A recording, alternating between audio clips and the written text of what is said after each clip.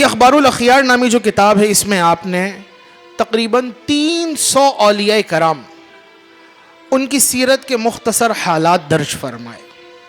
300 اولیاء کرام، وہ سلسلہ چشت کے بزرگ بھی ہیں، وہ سلسلہ نقشبند کے بزرگ بھی ہیں، اور بالخصوص آپ کا جو اپنا معاملہ تھا، آپ سلسلہ قادریہ میں بیعت تھے.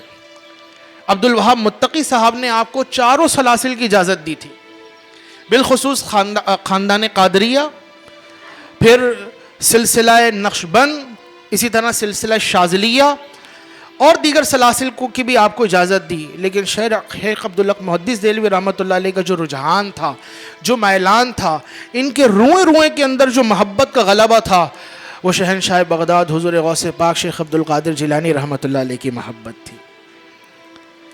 آپ دیکھیے جتنے آپ کو اکابر اولیاء ملیں گے جنہوں نے بڑے بڑے کارہائے نمایاں انجام دیے علمی اعتبار سے، ان سب کا تعلق شیخ عبدالقادر جیلانی رحمۃ اللہ علیہ سے بڑا مضبوط ہوگا.